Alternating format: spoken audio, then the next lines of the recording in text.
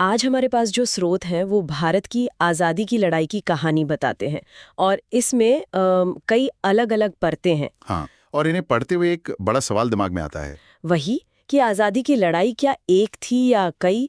क्या भगत सिंह और गांधी एक ही मंजिल के अलग-अलग राही थे या शायद उनकी मंजिलें भी अलग थी? ये बहुत ही दिलचस्प सवाल है, क्योंकि जब हम स्वतंत्रता संग्राम कहते हैं तो एक ही बड़ी तस्वीर नजर आती है। लेकिन इन स्रोतों की गहराई में जब हम जाते हैं तो पता चलता है कि ये एक तस्वीर नहीं, बल्कि एक कोलाज है। बिल्कुल कई छोटी छोटी तस्वीरों को जोड़कर बनाया गया एक कोलाज। और हर तस्वीर की अपनी कहानी है, अपने हीरो हैं, अपनी लड़ाई है। तो आज का हमारा मिशन इसी कोलाज को समझने का है।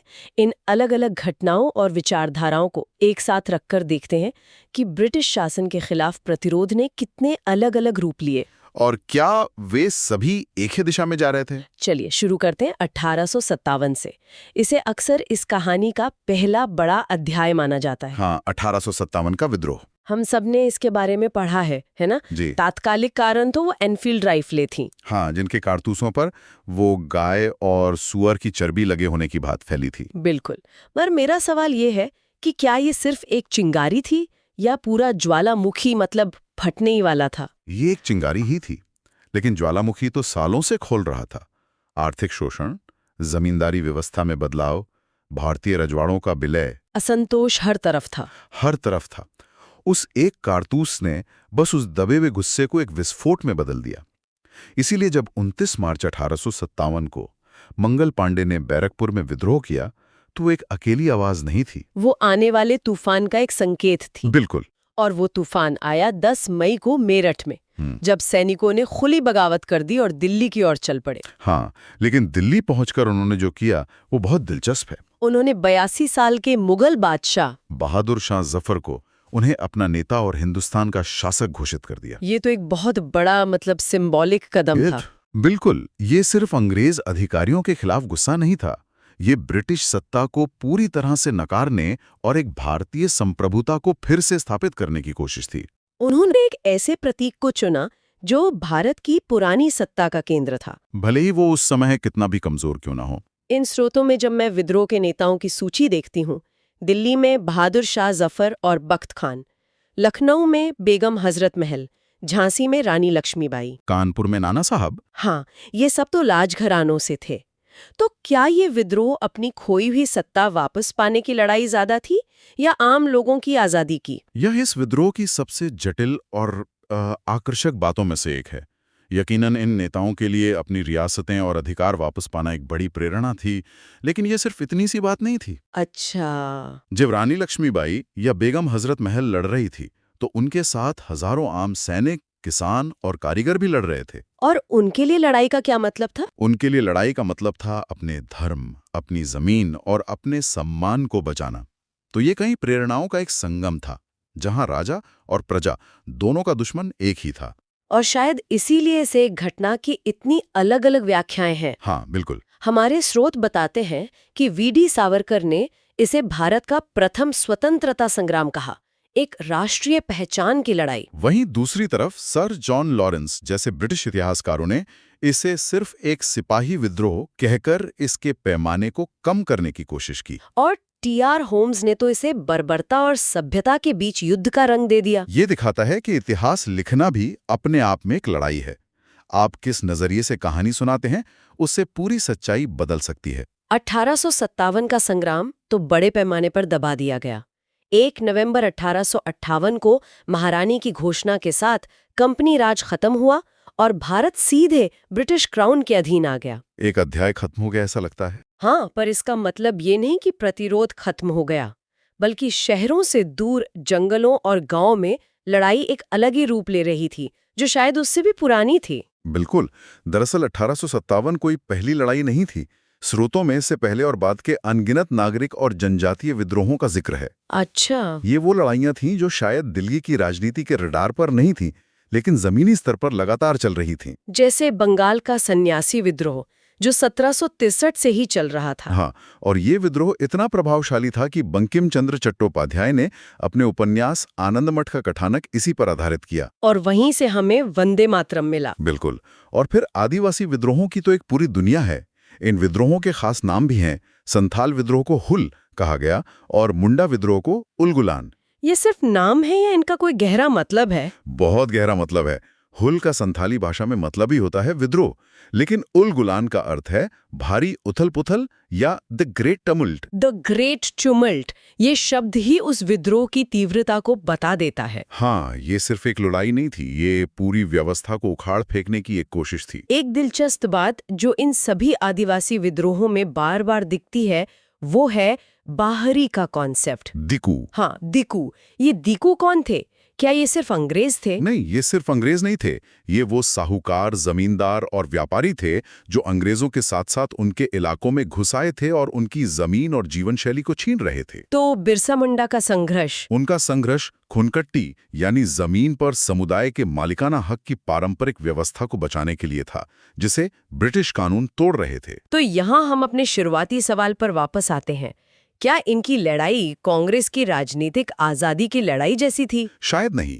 इनकी लड़ाई जल जंगम जमीन बचाने की थी, अपनी संस्कृति और अस्तित्व को बचाने की थी। तो इनकी आजादी का मतलब शायद दिल्ली में एक भारतीय सरकार बनाने से कहीं ज्यादा बुनियादी था। ये एक बहुत महत्वपूर्ण पॉइंट है।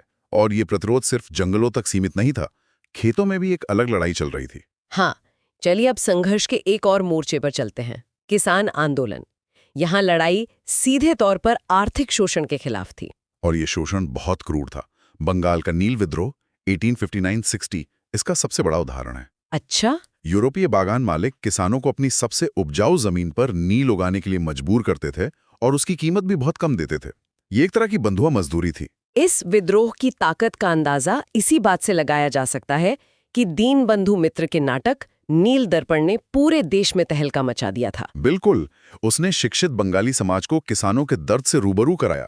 फिर 20वीं सदी में गांधी जी के आने से इन किसान आंदोलनों को एक नई दिशा मिली। हाँ, और ताकत भी। 1917 का चंपारण सत्याग्रह।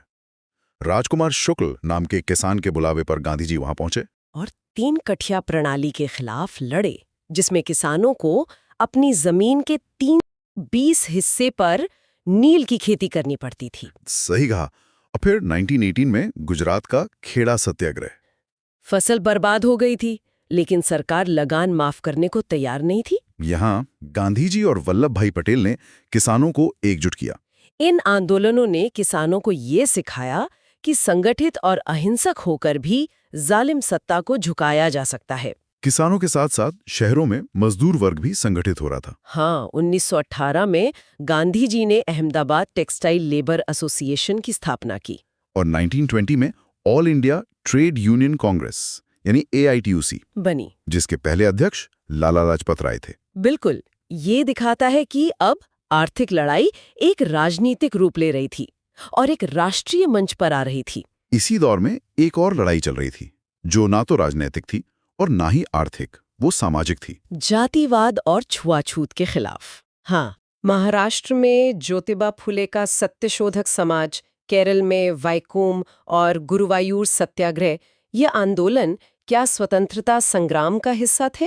बिल्कुल थे, क्योंकि इन आंदोलनों के नेताओं का मानना था कि राजनीतिक आजादी का तब तक कोई मतलब नहीं जब तक समाज के अंदर गैर बराबरी और शोषण मौजूद हैं। वो एक ऐसी आजादी चाहते थे जो सामाजिक रूप से भी न्यायपूर्ण हो। और गांधी जी का 1932 में हरिजन सेवक संघ बनाना वो इसी सोच का नतीजा था। तो अब तक हमने कई धाराएं देखी, सैनिक, आदिवासी, किसान, मजदूर, समाज सुधारक, लेकिन इन सबको एक राष्ट्रीय धागे में पिरोने का काम किया संगठित राजनीति ने, खासकर भारतीय राष्ट्रीय कांग्रेस ने। सही कहा। स्थानीय विद्रोह और आंदोलन महत्वपूर्ण थे, लेकिन एक अखिल भारतीय संगठन की जरूरत महसूस की जा रही थी जो पूरे देश की आवाज बन सके। और 1885 में कांग्रेस की स्थापना इसी जरूरत का परिणाम थी। हालांकि शुरुआत में इसका तरीका बहुत नरम था। हाँ, 1885 से 1905 तक का दौर उदारवादी कहलाता है। दादा भाई नौरोजी, गोपाल कृष्ण गोखले जैसे नेता याचिकाओं और प्रार्थना पत्रों के जरिए सुधारों की मांग करते थे। अगर कांग्रेस एक घर था तो उदारवादी वो थे जो घर के मालिक यानी अंग्रेजों को चिट्ठियां लिखकर कहते थे कि प्लीज खिड़की ठीक करा दो। ये बहुत अच्छा उदाहरण है। लेकिन इन्हीं उदारवादियों में से एक दादा भाई नौरोजी ने एक ऐसा वैचारिक बम फोड़ा जिसने ब्रिटिश राज की नींव हिला दी। वो थी उनकी धन की निकासी यानी ड्रेन ऑफ वेल्थ थ्योरी। हाँ, और ये सिर्फ एक नारा नहीं था। इसे थोड़ा आसान भाषा में समझाएंगे, ये ड्रेन ऑफ वेल्थ आखिर था क्या? देखिए, नौरोजी ने आंकड़ों से ये साबित किया कि ब्रिटेन भारत को लूट कैसे रहा है।